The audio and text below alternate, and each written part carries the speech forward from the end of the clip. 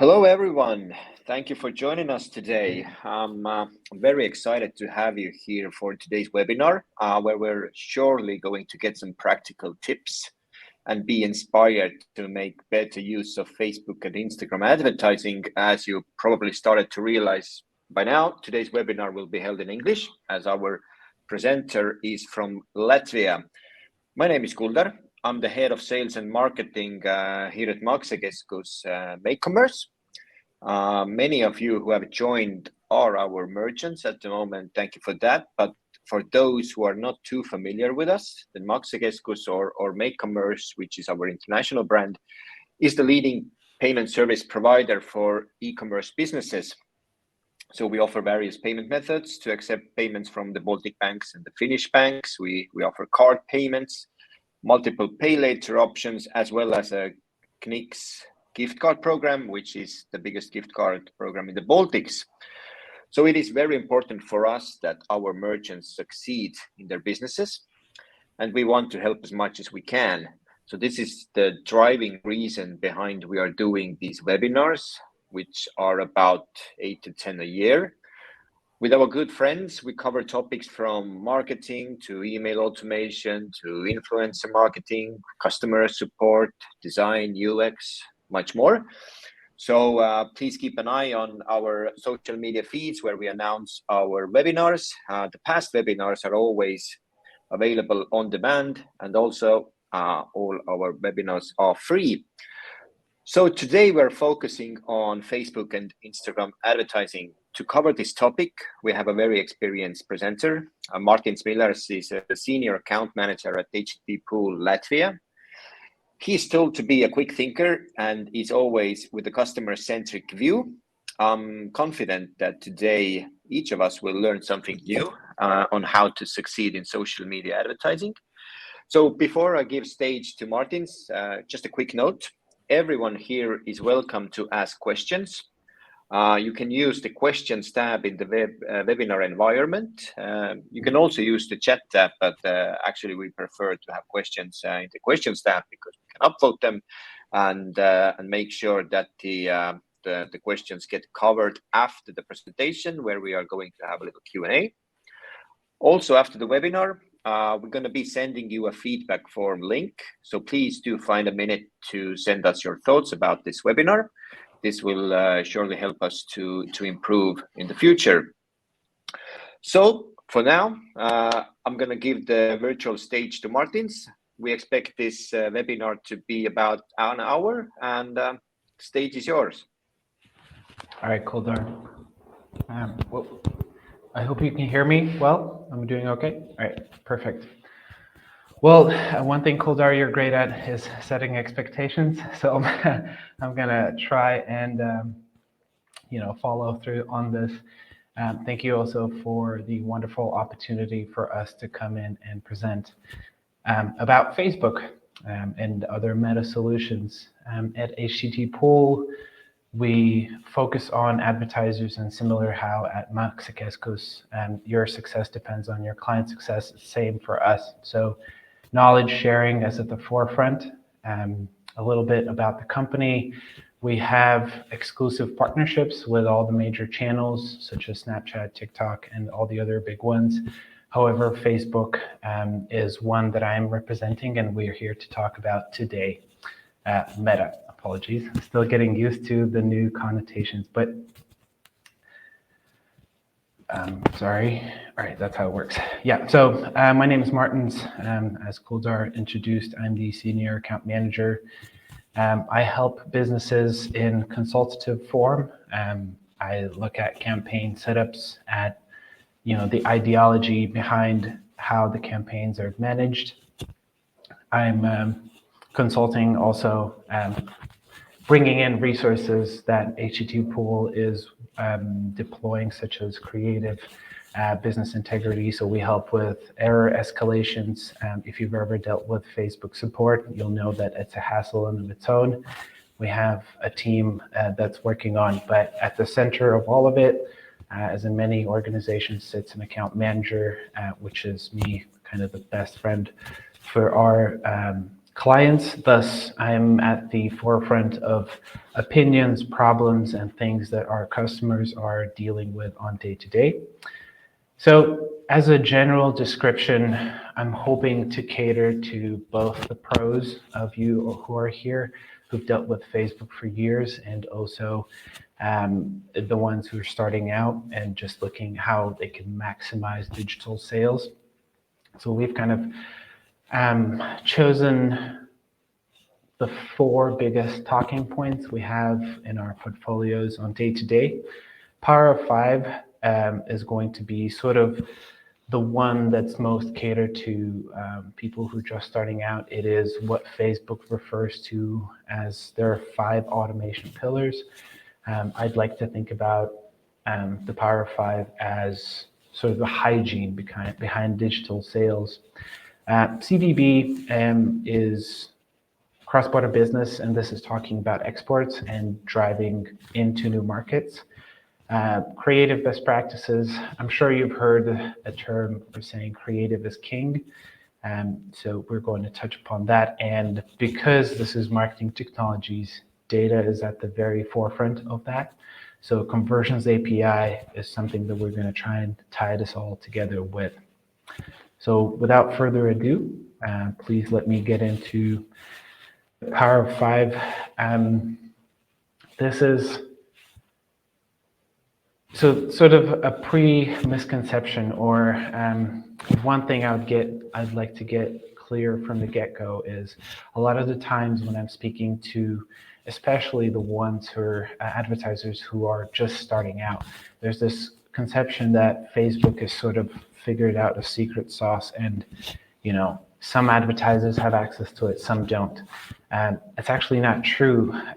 Facebook is investing huge amounts of money to analyze what good, let's not do that, best performing advertisers are doing. They're looking at the processes, the way how campaign setups and structures are approached. And Facebook looks at these copy-paste steps and tries to automate them. Or just in other words, it's no rocket science. They're just taking repetitive tasks and trying to alleviate them from your day-to-day so that you can focus on what really matters, is creating, testing, bridging, and finding new opportunities. So the first of the 5, right, as a general description, so we're going to look at account simplification and dynamic ads. Those are the 2 major talking points I would like to cover here. Automatic placements, auto advanced matching, and CBO are sort of toggles. I'm going to touch upon and explain what they do. However, from your day-to-day, the 2 talking points are going to be the ones that you're really taking away and implementing. So let's just get the easiest one out of the way, auto advanced matching. For the purposes of this presentation, I wouldn't want to fall into too technical of understanding. However, it is important to mention that this feature is a setting, a toggle. You just turn it on once and literally forget about it. By definition, all ad accounts, when they're being created, have this turned off. However, it is an important tool that allows your pixel and the data is collecting to create a more robust understanding of each user who's journeying through your website, then is being tracked by the pixel and later passed into the meta reporting tools.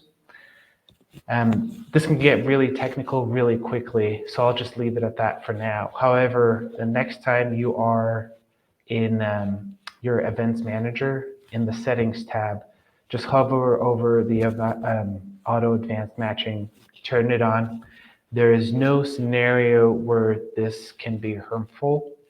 It only can bring benefit in the form of Pixel having more robust data, a more sort of outline understanding of what the user journey is through your website. Moving on to the second part, simplified account structure. This is one of the talking points we have with our clients, and I guess the big takeaway here is that we see a lot of advertisers carrying over this legacy mindset of segregating audiences into small niche pieces and creating sort of creatives for each and every of these audiences. And while that was true when we were just starting out, these automation tools are being stifled and hurdled by complexity in your campaign structure. And let me explain. So in this chart, you'll see how an advertiser has chosen, has come up with a concept that caters to Latvian and Lithuanian markets. But they have chosen to carry over this legacy mindset that I'm going to keep everything separate so I can track everything separately. They've set them up in separate ad accounts. So here we're not even talking about automation because Facebook tools can't jump between different ad accounts. This is creating inefficiencies for your team as well because they're having to joggle through different assets and manage them on separate platforms, if you will. The goal is to start finding common ground, common denominators in your campaign and trying to merge them and set them up. As you can see, as we're moving down the ladder, the merger continues when each of these steps are being combined and Facebook automation tools are allowed to run and optimize for you. So I think a good way to describe this is if your campaign doesn't have, a concrete explanation, a hard sort of robust understanding as to why I need to keep these two ad sets or these two campaigns separate, you're probably good to merge them. And with each of these steps, the closer you get to this, lenient, automated efficiency setup, the lower your CPAs are going to be, the higher conversion rates, and the better overall business outcomes. I think an example I could highlight is if you're setting up a seasonal campaign, say Valentine's Day or summer sales or Black Friday, think of your sales in terms of a structured funnel approach and set them up in one campaign. Each ad set can be this part of the strategy, this approach. You could be targeting, higher funnel engagement where you're looking at interest-based targeting. So, cold audience is being sort of attracted and first introduced into your brand. Then you may be retargeting your past website visitors, and then maybe a third ad set where you're, conducting a lookalike audience targeting. And so each of these ad sets, we're going to have a separate mindset in terms of the creative, right? But these separations happen when you have substantially different either strategy or the creative concept. If they are similar, just merge them together, and you'll see further down this presentation as well how the efficiencies are coming from automation. We'll move on immediately into another toggle. Instead of auto advanced matching, which lived in the events manager, the CBO lives within the campaign setup. So in the ads manager, when you're setting up the campaign, in the campaign level, you're defining the budget for it. There's a toggle called CBO or campaign budget optimization. We see a lot of the times the advertisers choose not to use it. And I think it's because you're not really seeing the results play out in real life. But from our experience and seeing how our advertisers interact with this feature, this is a diagram we could show. So here you can see how an advertiser has set up a campaign with 3 ad sets and has separated the budget equally, right? So $10 per each of these ad sets. They have innate performance metrics, so their customers are going to like them or dislike them. One ad set is going to perform better than the other, and you can see that play out here. However, what CBO does, it checks in real time So imagine you were an advertiser going into your ads manager each day, checking each campaign. This ad set is performing better, so I'm going to reallocate budgets to the better performing ad set.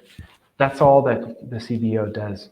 It sees that the ad set number 2 is creating better performance, thus allocating more of the budget to it, so it has more freedom to participate in more auctions, attracting more conversions.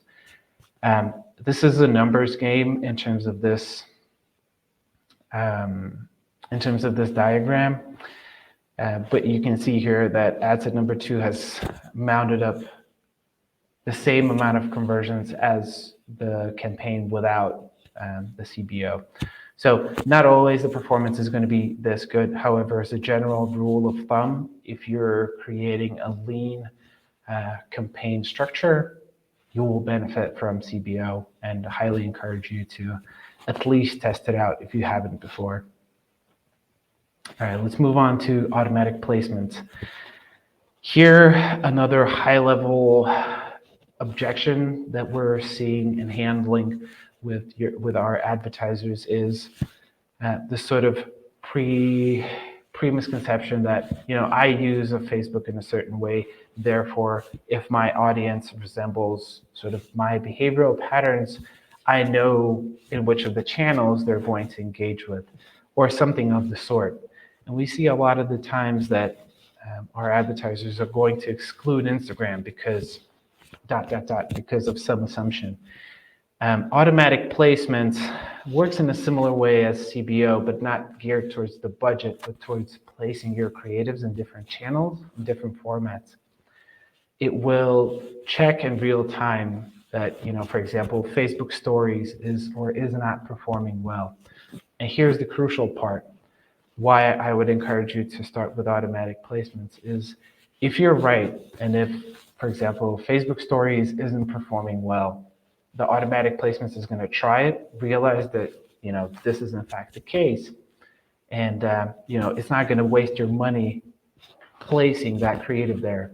However, if there are new opportunities you haven't been able to think of, or, just the market has shifted in a way where there are new opportunities to be discovered, you might come to find out with automatic placements that, for example, the previously mentioned Facebook Stories are something that you can directly benefit from and open new opportunities. Again, automation isn't going to stifle or sort of damage your budget or waste it. It will try it. If it's not effective, it's looking for the path of least resistance to get to your defined campaign objective, right? So if we're selling in a particular channel, we're looking to get most conversions out of that channel.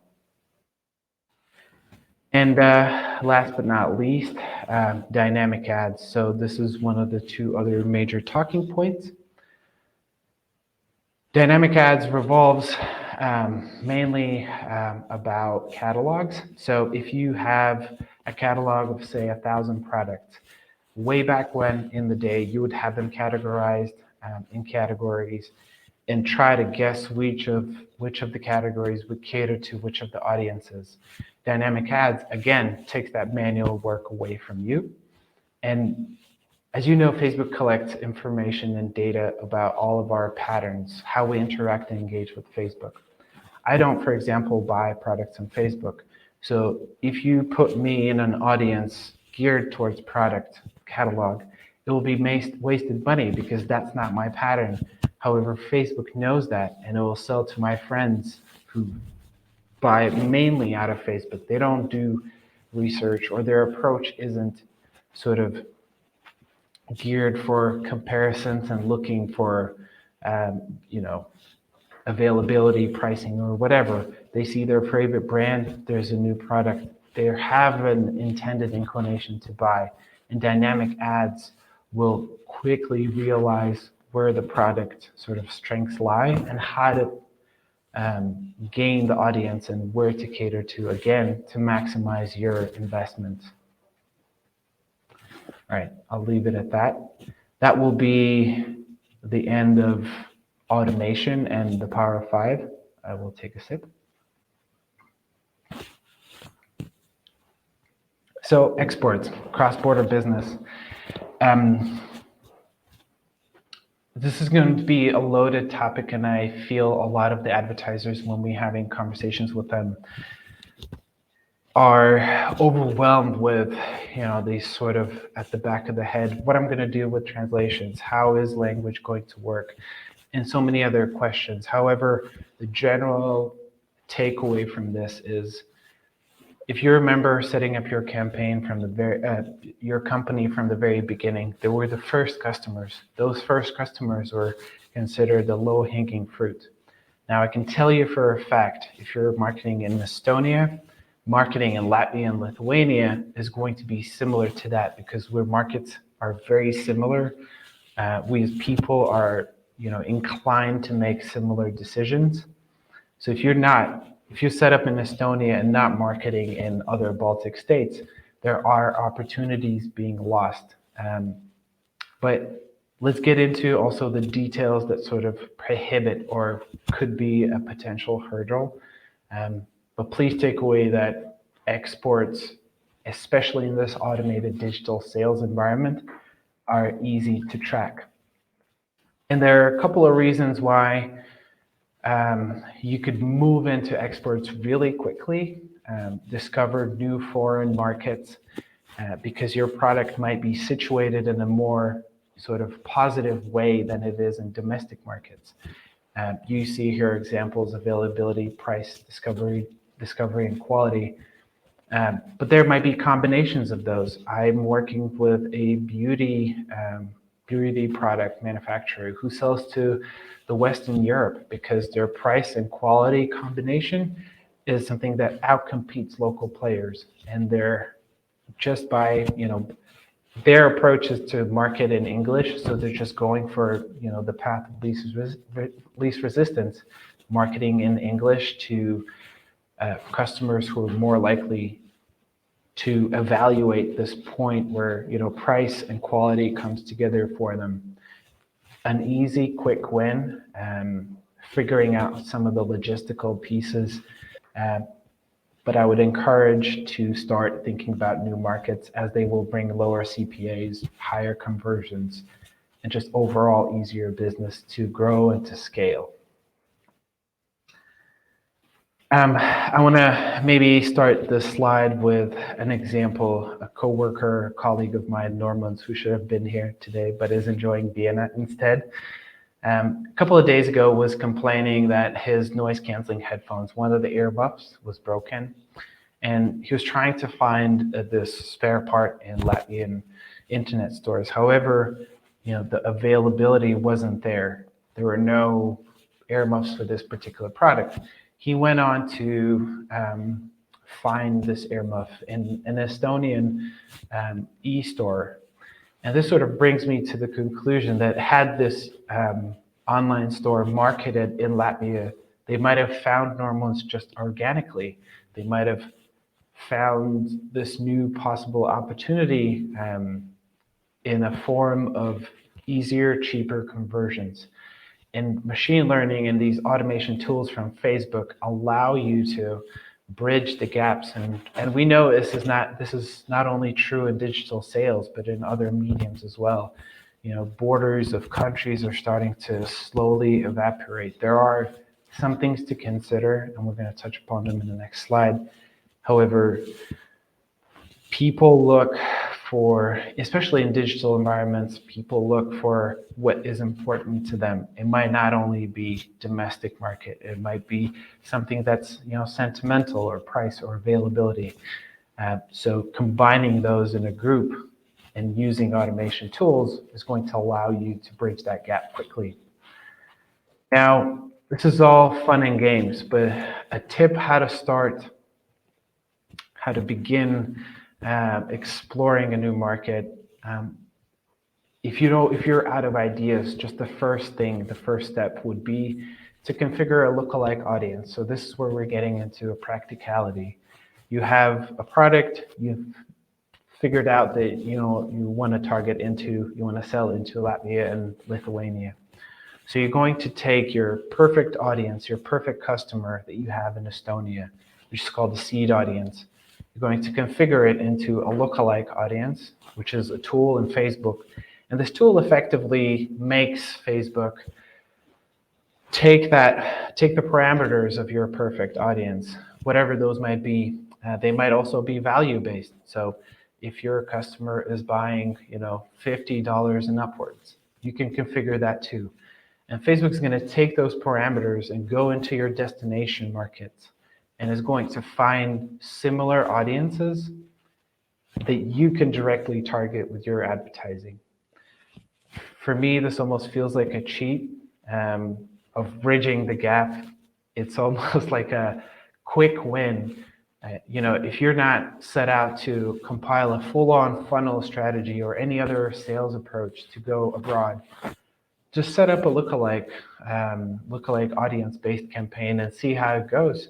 If it's a disaster, don't allocate, majority of your budget. Maybe start with 5 to 10%. You might find that these perfect customers also exist in foreign markets, and selling to them might be even cheaper than selling to domestic customers. Moving on, here is where we're getting into the sort of the practical side of logistics and the operational supply chain management. You will see that, especially in export sales, but also domestically, the more easier and the pain-free of a customer journey you can provide, the more likely the customers are going to return, going to create word-of-mouth resonance. You're just going to get new customers. So it is extremely important to pay attention to these topics. And these are just examples. Maybe you're operating in a highly regulated environment, and there are some other pieces to this story that you have to account for. Just calculate those in. But, delivery, shipping, returns, payment methods. Germany, for example, is a good piece on payments. If you haven't set up in their preferred payment structure, the user might navigate from the Facebook commercial into your website, go through all of the user journey, and come to find out that their payment method isn't supported, and they might just fall out of the shopping cart. So things like this, just draw them out on a piece of paper, a whiteboard, figure out the user journey, and try to remove friction points and increase the sort of throughput, remove bottlenecks, if you will. Of course, you can't take care of all problems in-house. But there are global partners that you can use for, automating and streamlining things that, you're struggling with. A good example is I'm working with a company that is represented in all 3 Baltic states, and for some reason, they've carried this legacy mindset where we're going to keep Estonia separate, Latvia and Lithuania separately. They're all going to be managed by separate entities, separate, in our case, Facebook accounts. Everything is being managed separately. Deliveries were managed by local post services. And so you can see quickly how this becomes the sort of rugged, slow-moving mechanism that is not helping clients and is providing headaches for the client. We moved into using Omniva. All 3 of the Baltic countries have this service. You can send a package throughout all 3 of these countries. They had a really neat integration that the user, my client in this case, could implement in their website, creating this order, delivery, frictionless, painless user journey. But to caveat, if you're struggling with some part of the logistics or supply chain part, I'm pretty sure there's a plugin integration or an add-on or just a global partner that you can use to solve these problems externally. Touching on the specifics of exports and how those play out to be, I won't read these from the slides, but just as a general story, these are some of the targets, some of the pain points that we see clients struggling with. But you can address those in the story of creating this seamless user journey. So for example, you're struggling with targeting. You don't know how to pivot or convert your audience. Use the lookalike audience, what we talked about in the past. You have your Estonian power customers, just create a lookalike and go into the new audience, into the new market. Localization, those are usually problems that can be solved with integrations, right? So if you have a product catalog, there's a way how to localize it for each of the Baltic countries so that a user coming from their native domain comes into your in your store and sees offering that is relevant to their local country and their local language is being automatically translated for them. This was also touching upon translations.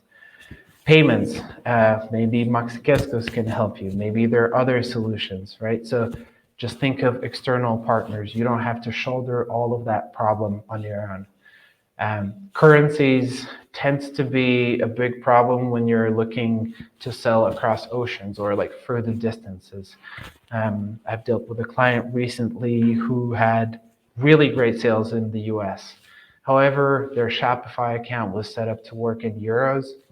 As you can tell, and I'm sure a lot of you know, Americans don't do euros, they do USDs. A quick solution, just create another Shopify store, just migrate all the products in there and set it up in USD. And all of those integrations work seamlessly together because it's these platforms' innate interest to help you out. So just look for help. Pricing and delivery, similar approach.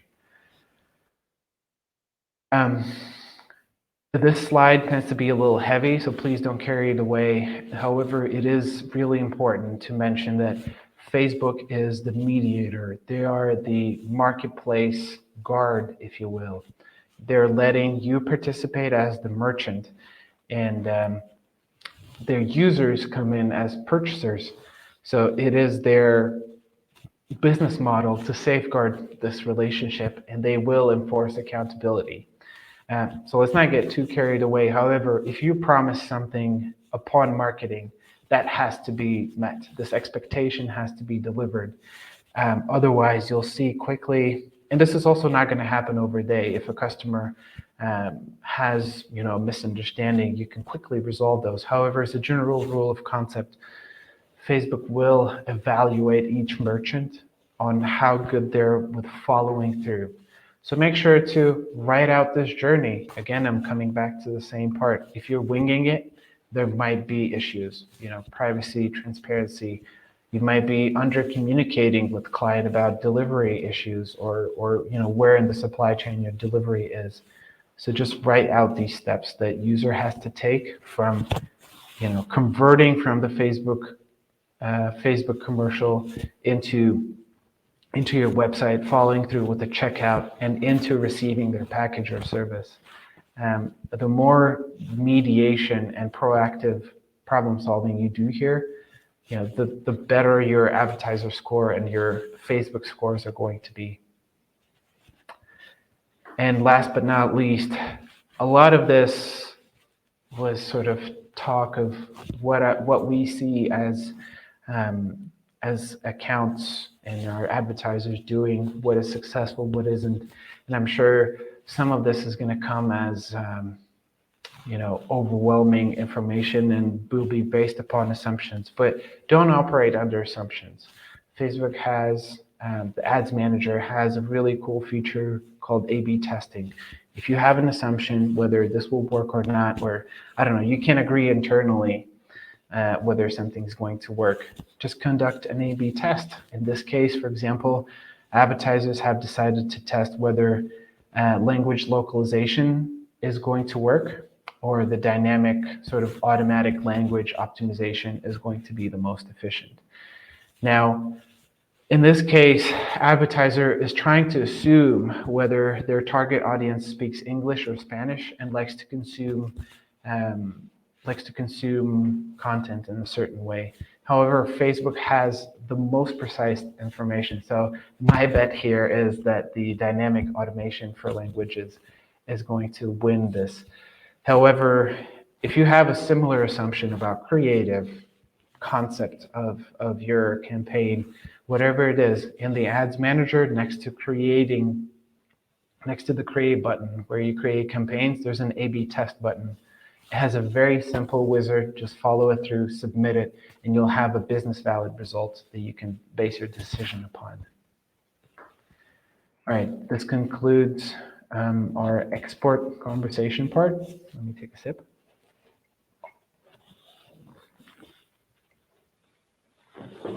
I'm sure you've heard in the past a statement, creative is king, and it's very much true. The percentages will vary, but it's somewhere in 60 to 70% of campaign success is dependent on creative. Now, all that we talked about before is sort of the mechanics, the 40%, how you set up campaign, whether it works properly, whether it doesn't. However, creative is a really big part. We are going to touch upon some of the household best practices that we see our advertisers either implementing or sort of ignoring and paying the ultimate price for it. However, it is important to mention before we get into the practical piece is that from my experience and what I've have been able to discuss with professionals at Facebook and other mediums is that the most successful advertisers are the ones who are not afraid to test, right? So if you have an idea whether this creative or this campaign concept is going to work, test it out.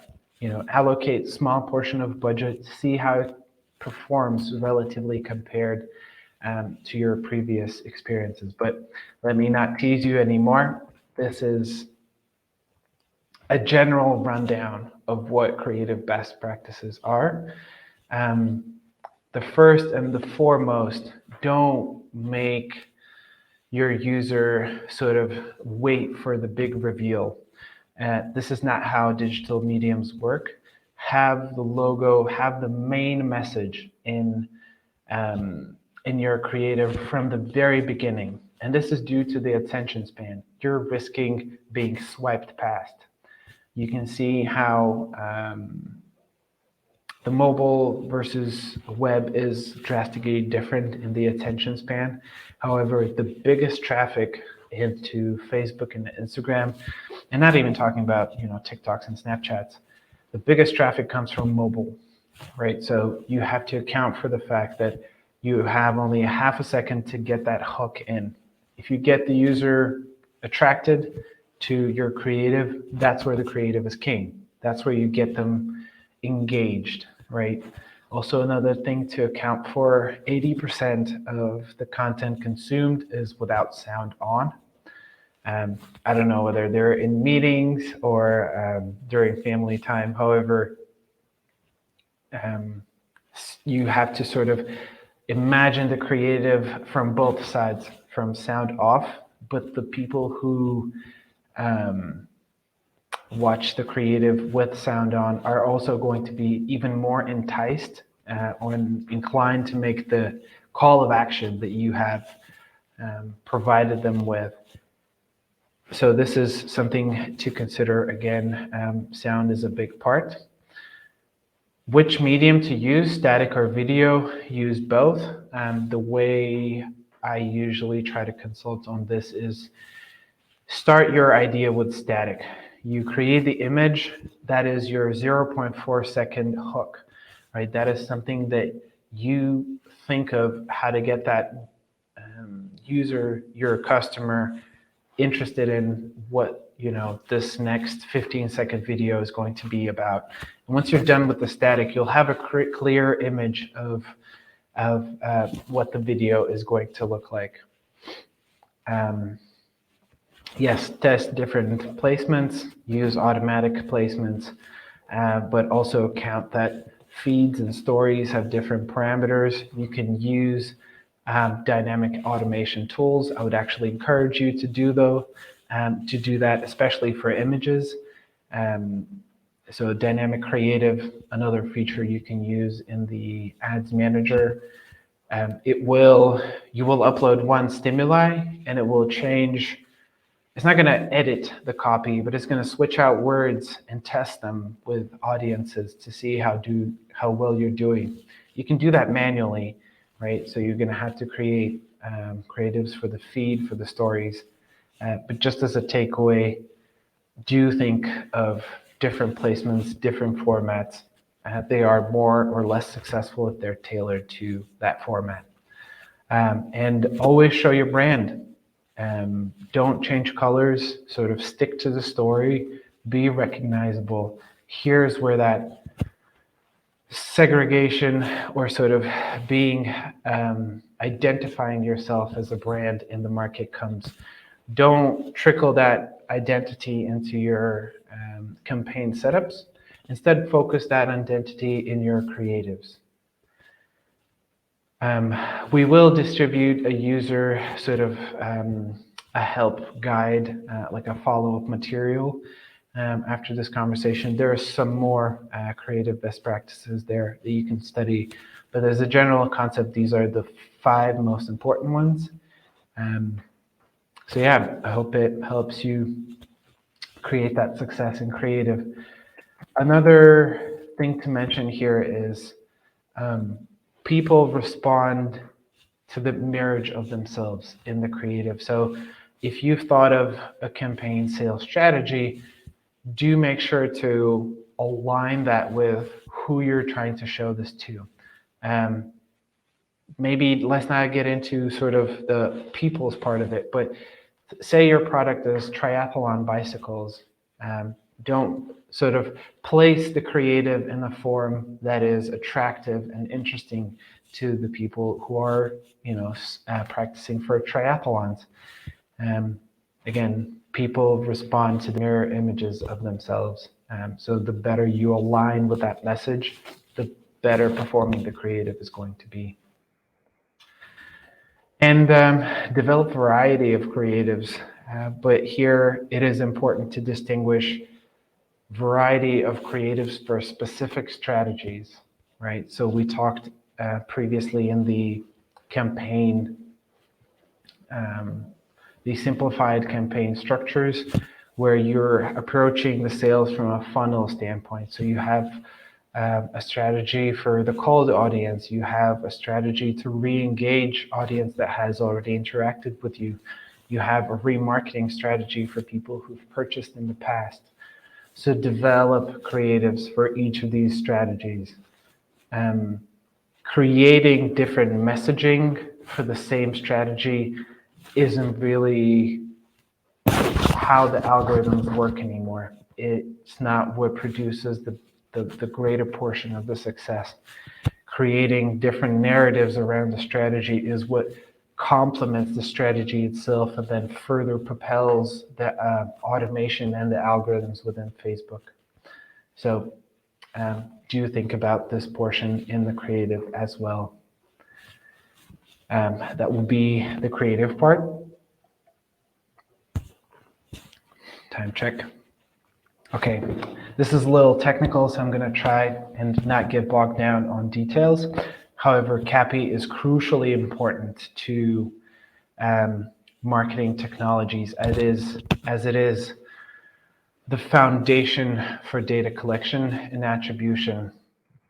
So what is Conversions API? Conversions API is a secure tunnel that lets your website collect information about user journeying through your website, opening content, viewing content, using search bar, compiling a shopping cart, initiating checkout, doing all of these things. Those are called events. Information about events or interactions is being collected and sent to Meta so that you can measure them and report based on these events. And of course, optimize. But It is important to note, and we're going to talk about the difference between Pixel and the Conversions API.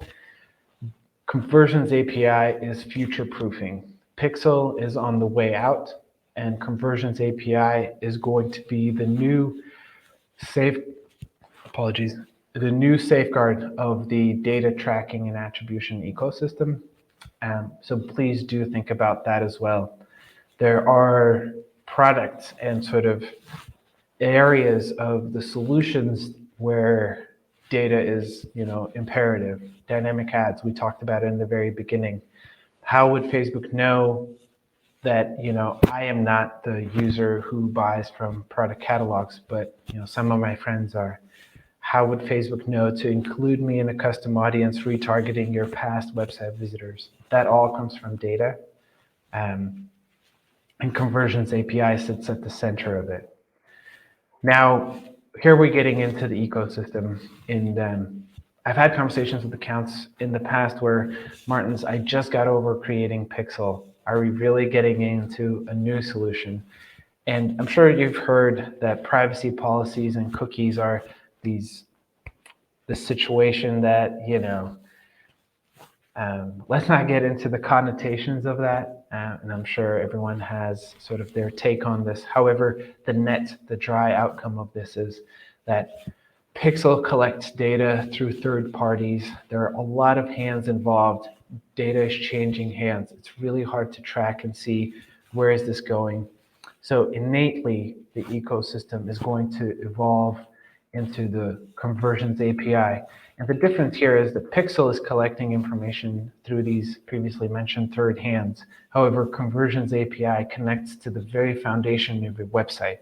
If you're using a Shopify store for your e-commerce, the Conversions API is going to send data not from your web browser through Google and through whoever is other third-party data collection device. It is going to take that data from the server and send it directly to Facebook, which is accomplishing the goal of reporting, measuring, but it's also not involving these current problems that we have in the data ecosystem. So this is going to highlight where, one more time, sort of where Conversions API comes into play, Conversions API or CAPI. This is not for you to remember or take into consideration. This is to highlight how important CAPI is. Anything that's dynamic in Facebook, anything that's data-driven based product is going to rely on data, on Conversions API to be complete and work. This is the technical part of it. The implementation of Conversions API is probably and usually the hardest part of the conversation here. If you're using Shopify, WooCommerce, any of the other sort of platforms for e-com, there's a partner integration. You just go and find a resource tool, how to connect your Facebook CAPI to your Shopify store, and that works. However, if you're hosting your own website in your own server, then this is going to be a manual integration. It's not necessarily bad. It allows you for more control and more customization. However, that pain point here is that you're going to need an actual developer who is going to implement code in the back end of the website. Emphasizing though that without CAPI, when Pixel is gone, CAPI is going to be the only infrastructure where data is coming from. So trying to highlight that this pain, you're going through it once, and by the looks of where the industry stands today, this is going to be a future-proof solution for the future. I'm repeating myself, apologies, but I'm going to highlight a little bit so that the user journey of implementing a Conversions API, just so that you're on course of what that usually looks like. Here we're talking about the direct integration mainly.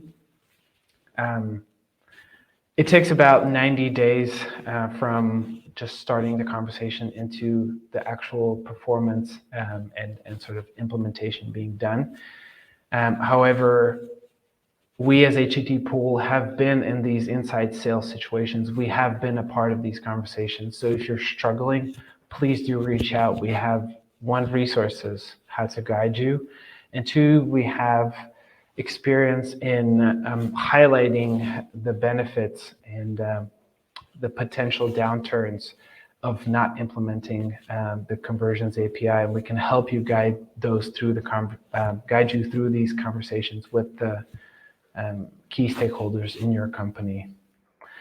Also, in the previously mentioned resource guide distributed after the conversation, there are going to be topics where this is covered.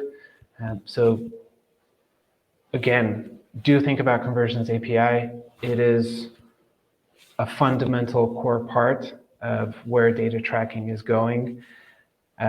We see that a lot of advertisers choose to only stick with Pixel. However, it is going to be a very quick and sudden change where Pixel is out the door and CAPI is the only solution. So the suggestion here is, future-proof the day today. Thank you for your time. Excellent stuff, Martin said. Before we go into the questions, when will the Pixel be discontinued? It's a lot of speculation today.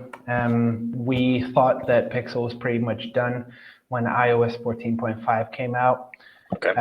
As you know, they enabled users to opt out of all Pixel tracking. However, there was damage limitation available, so it's really hard to estimate, but I would say if you're a one-man show working today in e-com, it's about this year to implement Conversions API to not come into the situation where Pixel is out the door.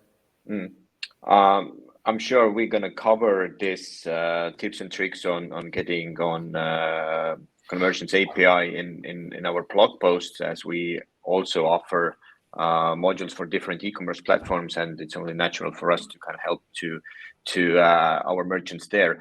Okay, so I have tons of thoughts and questions here, but let's try to go through some of them. What I loved about your presentation is that although you are focusing on making most out of Facebook advertising, you really quickly moved from basically running ads to actually delivering the whole purchase experience and thinking it on the Baltic level. So a couple of thoughts here. You said that Estonia, Latvia, and Lithuania are very similar, and especially with this, let's say, cross-border lookalike audience, which, as you said, looks like a cheat, but indeed, super easy tool to reach out. Would you recommend merchants to kind of localize their content always, or would they get away doing some stuff just generally English as well? I would say it depends on case by case. If you're one-man show and you have creatives ready in English, I'd say just shoot them in English over into the entire Baltic states. I can read the majority of millennials up until millennials can read perfectly English. So if you're targeting anything up until 40 years old is your audience, you're very likely to be successful. Now, if you're an established brand that people might know of, it is worth localizing. It will take some resource. It will take some thinking. We're working with a jewelry brand that is trying to enter other Baltic markets. There is CAPI to be implemented, catalog to be localized. There's some hurdles to overcome, but quick wins can be achieved today through just English-based targeting, and you probably don't have to even run over the hurdles of payments, logistics, all that jazz. But the goal would be to localize. That will produce the most seamless optimization events. Yeah. I'd like to urge merchants and the audience today here as well that getting in this like pan-Baltic business is very easy. Like as Martin's mentioned, getting those ads to the right target groups is relatively easy these days. And so because we have the kind of same partners, same for example delivery partners, the same banks, it's super easy to start selling in Latvia and Lithuania for Estonian merchants as well. And Maxi, because as you covered, as you probably know, we got all the banks and all the delivery integrations as well with the biggest players, as well as in payments, as well as the delivery with Omnivar, TPD, or even Itella is investing heavily in Latvia and Lithuania. So it's relatively easy. The thing you need to think about is localization, because for Estonians, Latvian and Lithuanian doesn't come naturally, so you probably need to find somebody, and that works with the other way as well. So what you mentioned is one of the things I wrote down, the dynamic ads. So you mentioned products. So you basically upload images of your products, tens, hundreds, thousands. But can dynamic ads also be used for like branding purposes? And the other thing is, can it also be used like if you sell services instead of products? So it only revolves around catalog. So if you can pump that into a catalog in Facebook, dynamic ads can be deployed. The best use case is product. I don't want to shut down services altogether, but there is a minimum threshold of product count. I think it's 150 or 250 for dynamic ads to start working. Dynamic ads really come into play, and you can really see the strength when you're getting into the thousands of products. However, branding and services are going to be complicated here. So products mainly. Okay. There's one question from Marika, is that Facebook is constantly changing itself. For example, the ad sizes. What is the best way to check most appropriate sizes at the moment? What's your recommendation here? It's true. New placements come along. Some old ones get discontinued. It is an ever evolving environment. One, try to have a look at the resource guide. We have best practices for placements. There is a Facebook resource that I quite oftenly reference for placements. But another thing just came to mind when you're configuring campaigns. This is actually a very good question, Marika. Thank you. When you're configuring campaigns in the Ads Manager, there's the preview button, and there should be like a toggle, like an information eye toggle, and you hover over it, and it'll give you dimensions of each of the placement. It's sort of the most manual way how to go about it, but I would just look for a meta-produced resource. The last one that I'm referencing has Instagram, all the Instagram placements. You can see the preferred pixelization and also the format, and same for Facebook. Okay. One of the things that caught my attention also was about A/B testing. So one of the things I've thought about, or not struggled, but thought about, is that how much volume, let's say reach or engagement, you actually need in order for this A/B testing to actually work or result something meaningful. Here, market research comes into play. There is a concept around statistically meaningful result, and as soon as you achieve, we talked about, so the A/B test works as controlled and exposed, so two groups. One is not exposed to the treatment, the other is, and you're measuring the delta, the sort of lift, the difference, or what Facebook refers to as lift. And as soon as you measure this lift, the test outcome is produced. From my experience, it doesn't take thousands of reach. It takes a couple of hundred, especially for creatives. Those are very easy to assess. So you have you show creative to the exposed group, they react to it. The controlled, lives as they did, and there's an immediate reaction that can be measured. So I'm not even sure it shows the reach for the A/B test. Mhm. I would have to verify that. However, it's not a lot, and it actually takes a really quick time to field. Yeah, it was more about the question that do I need like a campaign or the ads that have like budget of like hundreds of euros, but basically what I understood is that you can get with tens of euros as well and then get a reliable A/B test result. Yeah, exactly. And you're just testing concept, so it is just probing the market.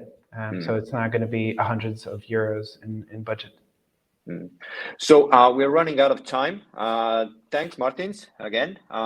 There is so much interesting and useful content in this presentation. And as mentioned, we are able to follow up with the guide. So sadly not be able to share the exact presentation, but the guide. And much of what you touched, I suspect people are, from one way or another familiar already. But since Facebook is like ever-changing environment, it's kind of important to take time and learn about what are the like options and developments and features right now. So I do suspect that like for those one-man bands, like smaller shops, all the resources are like super limited. It's as we actually saw in your presentation as well, it can quickly get too technical, but I guess every now and then kind of search for a guide or refer to a trusted source to kind of like refresh one's understanding of Facebook offering and you'll be able to improve whatever you're doing because the audiences and the options on Facebook are quite significant. So thank you for sharing and sparking that, let's say, light of bulb. So this concludes our webinar for today. Thank you everyone for joining. I hope you got some new ideas and things to look into. Please do find time to share your feedback. The follow-up email will be in your inbox really soon. Later on, we're going to follow up with the guide. And we will be back with the next webinar in August or September. Let's see if the weather holds. It will more likely be in September. But we're going to focus on card payments then.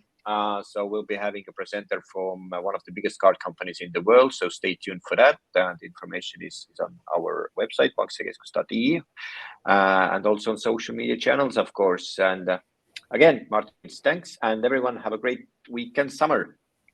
Kuldar, may I add one last sort of caveat?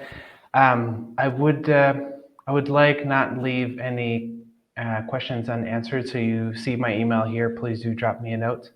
Another caveat on Kuldar, what you said about one-man shows working. Httpool works with various size of companies, also one-man shows. So if you're struggling with any of these topics, please do drop us a note, and resource guide is definitely a first resource to start with. But thank you for having me. It was a pleasure, and looking forward to another interaction with you guys. Thank you. Thank you, everybody. See you soon. Bye.